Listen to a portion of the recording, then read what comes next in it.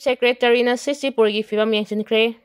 State asigi Chief Secretary Prasad Kumar Singhana ngasi Churachandpurda chatuna district asigi civic administration gi fibam yengsinkibaga loinana district asida leiriba miyanggi punsi kari karamba fibam da leiri haina su yengsinkhre. Chief Secretary na ngasi Churachandpur yaukibada district asigi DC Darun Kumar na luchingba district administration gi kangbuna taramna okki amadi Tuibongda leiba mini secretariat ki conference hall da mifam pangthoki. Mifam aduda Churachandpur amadi Fairjol district da leiba civil society organization CSO sing su saruk yaki amadi security ki official singa oiriba fibam gi matang da su kanaki. Chief Secretary gi khongchat aduda Manipur gi Director General of Police Rajiv Singha amadi IGP NK Ujarwal su yauki.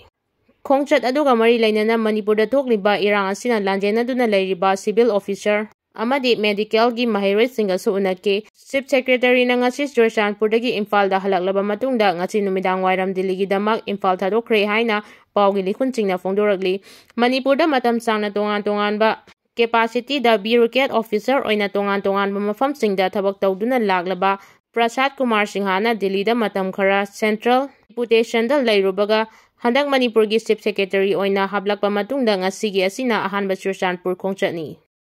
Ekar tara henbada tharamba pobi pami singyan Twkhre Tengnapal district ki sita Khul manak khudai khulen khulda aina yadaba mawongda ekar tara da tharamba popi pami singya tatuna mangankre hairi narco terrorism muthatnabagi pandam da Chatthakhre drive adu Assam Rifles Manipur Police amasung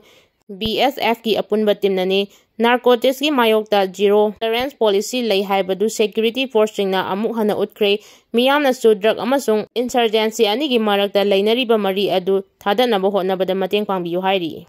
Miyoi ama lupa la kuntra mariga listing kunga konana pare Manipur Police Control Room dagi ngasi numidang thorakpa chirol amana haibada ngasi security force na Churachandpur district ki Kaprang Khul gi manakta leiba Sanga University da achat awong ching check tawbada Kangpopi district ki manung chaliba Kangchu Padjang dagi Lamkhogin Dingel kauba miyoi ama lupa la kuntra mari listing kunga konana pare mangon dagi brown sugar gram kunmari mobile phone ahum Aadhaar card ama pan card ama voter ID card ama 4-wheeler ama amasung nomay maru amasung pangle hairi. President rule thangkraba matungda governor na ahanba oina secretariat high level meeting pangthokre.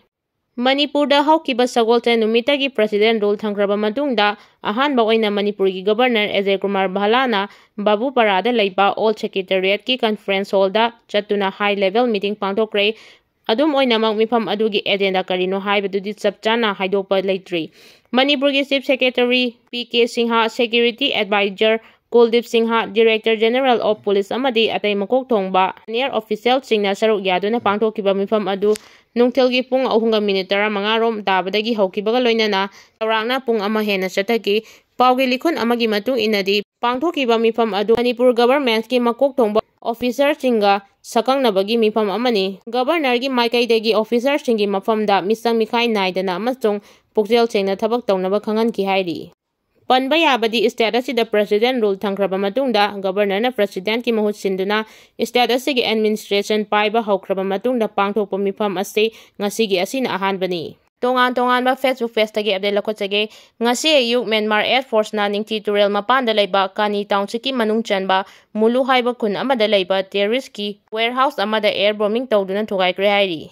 Ningsing bayai Kani hairiba township asigi mayor ama sahi taret khuntakba matamda Manipurda landaba yauraki. Kuki zo singi Relly cancel tawkre Kuki zo council na sinduna hayeng February 19 da Kuki zo taba district tingda chatkani haina tawrang tawramba peaceful political rally adu cancel tawkre. Kuki zo council ki chairman amasung general secretary na punna sign tawduna press ta thadrokpa chirol amada India government ki maikaidagi Kuki zo council da haijarakpadagi madung ina ngasi numidang pung 6:00 taba matamda council asigi emergency meeting ama pangthoktuna government ki wafam ase kupna khanaraba matung Kuki zo singi political movement ki yenglaga peaceful political rally ase cancel tawkhibani hairi. Kuki zo miyamna mapung phaba mateng pirakpagidama council asina thagatpa phongdokpaga loinana matungda su miyamna saugatkani haibagi thajaba lei. Peaceful political rally cancel tawnabagidamak rep lawkhiba adu tungda paikhatkadaba political gi khongthang chingini haina su miyamna khangbiyu hairi. Manipurda political gi thakta wari sanatrabadi ingtapa hanjinba ngamloi Sirat Mirdul ꯃꯅꯤꯄꯨꯔꯗ ꯄꯣꯂꯤꯇꯤꯀꯦꯜꯒꯤ ꯑꯣꯏꯕ ꯊꯥꯛꯇ ꯋꯥꯔꯤ ꯁꯥꯅꯗ꯭ꯔꯕꯗꯤ ꯏꯪꯇꯞꯄ ꯍꯟꯖꯤꯟꯕ ꯉꯝꯂꯣꯏ ꯍꯥꯏꯅ ꯃꯅꯤꯄꯨꯔ ꯍꯥꯏ ꯀꯣꯔꯠꯀꯤ retire chief justice ꯁꯤꯗꯥꯔꯊ ꯃꯤꯔꯨꯜꯅ ꯐꯣꯡꯗꯣꯛꯈ꯭ꯔꯦ꯫ BBC ꯏꯟꯗꯤꯌꯥꯅ ꯂꯧꯕ interview ꯑꯃꯗ justice ꯁꯤꯗꯥꯔꯊ ꯃꯤꯔꯨꯜꯅ ꯍꯥꯏ ꯏꯪ 2012ꯒꯤ April ꯊꯥꯗ ꯃꯅꯤꯄꯨꯔ ꯍꯥꯏ ꯀꯣꯔꯠꯅ ꯃꯩꯇꯩꯕꯨ ꯑꯦꯁ.ꯇꯤ ꯂꯤꯁꯇ ꯆꯜꯍꯟꯕ ꯅꯠꯇ꯭ꯔꯒ ꯆꯜꯍꯟꯗꯕꯒꯤ ꯃꯇꯥꯡꯗ ꯄꯤꯈꯤꯕ ꯖꯖꯃꯦꯟ ꯑꯗꯨꯅ ꯁ꯭ꯇꯦꯠ ꯑꯁꯤꯗ ꯊꯣꯛꯂꯤꯕ ꯋꯥꯊꯣꯛ ꯑꯁꯤꯒꯤ ꯍꯧꯔꯛꯐꯝ ꯅꯠꯇꯦ꯫ ꯍꯥꯏꯔꯤꯕ ꯖꯖꯃꯦꯟ ꯑꯗꯨꯕꯨ ꯏꯔꯥꯡ ꯊꯣꯛꯍꯟꯅꯕꯒꯤ ꯄꯥꯝꯕꯩ ꯑꯃ ꯑꯣꯏꯅ ꯀꯅꯥꯒꯨꯝꯕ ꯈꯔꯅ ꯁꯤꯖꯤꯟꯅꯈꯤꯕꯅꯤ꯫ ꯁ꯭ꯇꯦꯠ ꯑꯁꯤꯒꯤ ꯋꯥꯊꯣꯛ ꯑꯁꯤ ꯆꯥꯎꯊꯣꯛꯅꯕꯒꯤꯗꯃꯛ ꯑꯦꯛꯁꯇꯔꯅꯦꯜ ꯑꯃꯗꯤ ꯏꯟꯇꯔꯅꯦꯜ ꯑꯣꯏꯕ ꯐꯣꯔꯁ ꯀꯌꯥ ꯌꯥꯎꯁꯤꯟꯕꯒꯤ ꯈꯨꯗꯝ ꯐꯪꯏ, ꯃꯗꯨꯅ ꯃꯔꯝ ꯑꯣꯏꯔꯒ ꯁ꯭ꯇꯦꯠ ꯑꯁꯤꯗ ꯃꯍꯧꯁꯥꯒꯤ ꯄꯨꯟꯁꯤꯗ ꯍꯟꯖꯤꯜꯍꯟꯅꯕ ꯍꯣꯠꯅꯕꯗ ꯑꯔꯨꯕ ꯑꯃ ꯑꯣꯏꯔꯤꯕꯅꯤ ꯍꯥꯏꯅ ꯁꯤꯗꯥꯔꯊ ꯃꯤꯔꯨꯜꯅ ꯐꯣꯡꯗꯣꯛꯈ꯭ꯔꯦ꯫ ꯃꯍꯥꯛꯅ ꯍꯥꯏ ꯃꯅꯤꯄꯨꯔ ꯍꯥꯏ ꯀꯣꯔꯠꯀꯤ ꯖꯖꯃꯦꯟ ꯑꯁꯤ ꯂꯥꯛꯇ꯭ꯔꯤꯉꯩꯗ ꯁ꯭ꯇꯦꯠ ꯑꯁꯤꯗ ꯎꯪꯈꯠꯅꯕ ꯀꯌꯥ ꯂꯩꯔꯛꯈ꯭ꯔꯦ꯫ ꯃꯩꯇꯩꯁꯤꯡꯅ ꯑꯦꯁ.ꯇꯤ ꯂꯤꯁꯇ ꯗꯤꯃꯥꯟ ꯇꯧꯗꯨꯅ ꯂꯥꯛꯄ ꯆꯩꯔꯛꯁꯤꯗ ꯀꯨꯀꯤꯖꯣꯁꯤꯡꯅ ꯂꯝ ꯑꯃꯁꯨꯡ ꯔꯤꯖꯥꯔꯕꯦꯁꯟꯒ ꯃꯔꯤ ꯂꯩꯅꯕ ꯋꯥꯐꯝꯁꯤꯡ ꯌꯥꯅꯤꯡꯗꯕ ꯀꯌꯥ ꯐꯣꯡꯗꯣꯛꯇꯨꯅ ꯂꯥꯛꯈ꯭ꯔꯕꯅꯤ꯫ ꯃꯍꯥꯛꯅ ꯃꯈꯥ ꯇꯥꯔꯗꯨꯅ ꯍꯥꯏ chief minister N Biren resign ꯇꯧꯈ꯭ꯔꯦ ꯍꯥꯏꯗꯨꯅ ꯁ꯭ꯇꯦꯠ ꯑꯁꯤꯗ ꯃꯇꯣꯝꯇ ꯏꯪꯇꯞꯄ ꯂꯥꯛꯀꯗꯕ ꯅꯠꯇꯦ꯫ ꯑꯈꯟꯅꯕ ꯊꯕꯛ ꯈꯔ ꯍꯣꯠꯅꯕꯒꯤ ꯃꯊꯧ ꯇꯥꯏ꯫ ꯀꯨꯀꯤ ꯑꯦꯝ.ꯑꯦꯜ.ꯑꯦꯁꯤꯡꯅ ꯑꯀꯤꯕ ꯐꯥꯎꯗꯅ ꯏꯝꯐꯥꯜꯗ ꯂꯥꯛꯇꯨꯅ ꯑꯦꯁꯦꯝꯕ꯭ꯂꯤ ꯌꯥꯎꯗ꯭ꯔꯤꯕ ꯐꯥꯎꯕꯗꯤ ꯁ꯭ꯇꯦꯠ ꯑꯁꯤꯗ ꯏꯪꯇꯞꯄ ꯂꯥꯛꯂꯦ ꯍꯥꯏꯕꯁꯤ ꯑꯔꯨꯕ ꯑꯣꯏꯈꯤꯒꯅꯤ ꯍꯥꯏꯅ ꯁꯤꯗꯥꯔꯊ ꯃꯤꯔꯨꯜꯅ ꯐꯣꯡꯗꯣꯔꯛꯂꯤ꯫ ꯃꯤꯌꯥꯝꯒꯤ ꯑꯋꯥꯕ ꯀꯣꯛꯅꯕ ꯄꯤ.ꯑꯥꯔ. ꯊꯝꯂꯛꯈꯤꯕ ꯅꯠꯇꯦ, ꯕꯤ.ꯖꯦ.ꯄꯤꯅ ꯁꯥꯟꯅꯕ ꯄꯣꯂꯤꯇꯤꯛꯁꯀꯤ ꯁꯔꯨꯛ ꯑꯃꯅꯤ꯫ ꯏꯟꯗꯤꯌꯥꯒꯤ ꯂꯩꯔꯤꯕ ꯀꯣꯟꯁꯇꯤꯇ꯭ꯌꯨꯁꯟꯅ ꯄꯤꯕ ꯄ꯭ꯔꯣꯚꯤꯖꯟ ꯑꯗꯨ ꯅꯤꯡꯊꯤꯅ ꯆꯠꯅꯗꯨꯅ ꯂꯩꯉꯥꯛ ꯁꯥꯁꯟ ꯉꯥꯛꯄ ꯉꯝꯗꯦ ꯍꯥꯏꯅ ꯃꯅꯤꯄꯨꯔ ꯁ꯭ꯇꯦꯠ ꯑꯦꯁꯦꯝꯕ꯭ꯂꯤꯕꯨ ꯁꯁꯄꯦꯟꯗꯦꯗ ꯑꯦꯅꯤꯃꯦꯁꯟꯗ ꯊꯝꯗꯨꯅ ꯄ꯭ꯔꯁꯤꯗꯦꯟꯠ ꯔꯨꯜ ꯊꯝꯂꯛꯈꯤꯕ ꯑꯁꯤ ꯃꯅꯤꯄꯨꯔꯗ ꯊꯣꯛꯂꯤꯕ ꯊꯥ 22 ꯐꯥꯖꯤꯜꯂꯛꯀꯗꯧꯔꯤꯕ ꯏꯔꯥꯡ ꯑꯁꯤ ꯉꯁꯤ ꯐꯥꯎꯕ ꯂꯣꯏꯁꯤꯟꯗꯅ ꯀꯔꯝꯕ ꯃꯇꯝꯗ ꯂꯣꯏꯁꯤꯟꯒꯅꯤ ꯍꯥꯏꯕ ꯇꯝꯕ ꯉꯝꯗꯅ ꯂꯩꯔꯤꯕ ꯃꯅꯤꯄꯨꯔꯒꯤ ꯏꯔꯥꯡ ꯑꯁꯤꯅ ꯃꯔꯝ ꯑꯣꯏꯗꯨꯅ ꯈꯝ ꯊꯦꯡꯅ ꯋꯥꯅꯔꯕ ꯃꯤꯌꯥꯝꯒꯤ ꯑꯋꯥꯕ ꯑꯁꯤꯕꯨ ꯀꯣꯛꯅꯕ ꯄꯤ.ꯑꯥꯔ. ꯊꯝꯂꯛꯈꯤꯕ ꯅꯠꯇꯦ, ꯕꯤ.ꯖꯦ.ꯄꯤꯅ ꯁꯥꯟꯅꯕ ꯄꯣꯂꯤꯇꯤꯛꯁꯀꯤ ꯁꯔꯨꯛ ꯑꯃꯅꯤ ꯍꯥꯏꯅ ꯑꯦꯝ.ꯄꯤ. ꯕꯤꯃꯣꯜ ꯑꯀꯣꯏꯖꯝꯅ ꯐꯣꯡꯗꯣꯛꯈ꯭ꯔꯦ꯫ ꯋꯥꯐꯝ ꯑꯁꯤ ꯉꯁꯤ ꯂꯩꯕꯥꯛ ꯑꯁꯤꯒꯤ ꯅ꯭ꯌꯨꯖ ꯑꯦꯖꯦꯟꯁꯤ ꯑꯃꯗ ꯑꯦꯝ.ꯄꯤ. ꯕꯤꯃꯣꯜ ꯑꯀꯣꯏꯖꯝꯅ ꯀꯂꯝꯅꯤꯁꯠ ꯑꯣꯏꯗꯨꯅ ꯔꯤꯄꯣꯔꯠ ꯇꯧꯔꯛꯈꯤꯕꯅꯤ꯫